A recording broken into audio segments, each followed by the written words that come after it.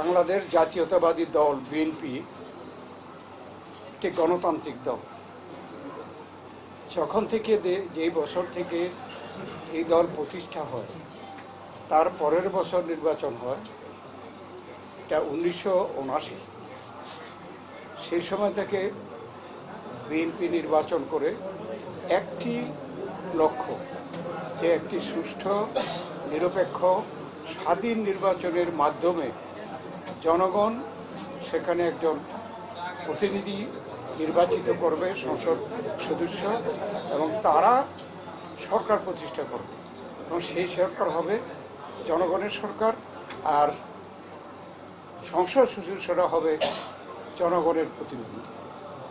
এই লক্ষ্যেই আমরা যতদিন দেশে সুষ্ঠু নিরপেক্ষ নির্বাচন হয়েছে ততদিন কিন্তু আমরা নির্বাচনে অংশগ্রহণ করেছি এবং আমরা ক্ষমতায় ছিলাম।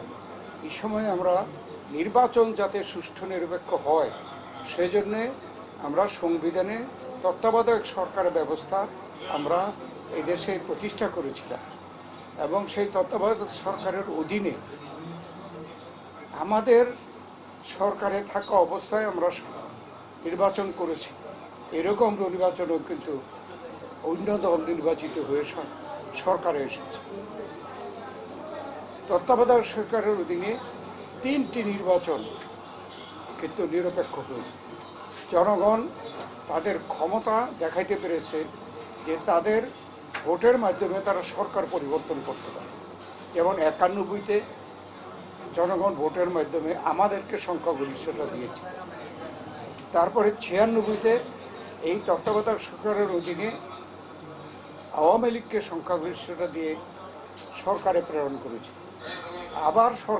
আবার জনগণ 2001 সালে কিন্তু বিএনপিকে 2/3 মেজরিটি দিয়ে সরকারের প্রেরণ করেছে।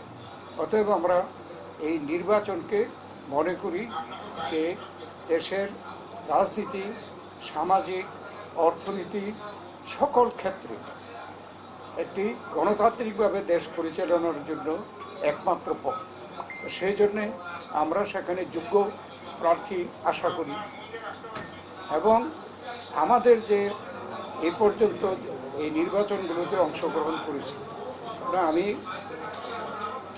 যেই বছর থেকে এই দলগুলো নির্বাচনে অংশগ্রহণ করেছি আমরা এমনভাবেই টার্গেট নির্ধারণ করেছি যাতে করে আমরা প্রার্থী দিতে পারি এমন যারা যোগ্য, জনগণের কাছে প্রিয় এবং আমাদের নেতা কর্মীদের কাছেও গ্রহণযোগ্য।